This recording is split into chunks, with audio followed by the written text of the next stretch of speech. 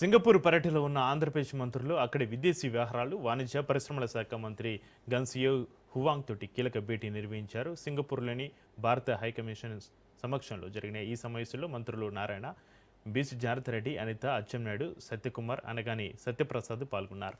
Bharat Singapore మధ్య ఉన్న దీర్ఘకాలిక స్నేహ సంబంధాలు, ఆర్థిక భాగస్వామ్యాన్ని మరింత బలోపేతం చేయడంపై ఇరు దేశాల నేతలు చర్చించారు. ద్వైపాక్షిక వాణిజ్యం, పెట్టుబడుల విస్తరణ, మౌలిక వసతులు, లాజిస్టిక్స్, పునరుత్పాదక శక్తి రంగాల్లో సహకారం పెంపుపైన అభిప్రాయాలు పంచుకున్నారు. స్మార్ట్ సిటీస్, అర్బన్ ప్లానింగ్, వ్యర్థాల నిర్వహణలో సింగపూర్ నైపుణ్యాన్ని వినియోగించుకోవడం, నైపుణ్య అభివృద్ధి, వృత్తిపరమైన విద్య, ఫిన్టెక్, ఆర్టిఫిషియల్ ఇంటెలిజెన్స్ రంగాల్లో భాగస్వామ్యంపైన విస్తృత చర్చలు జరిగాయి.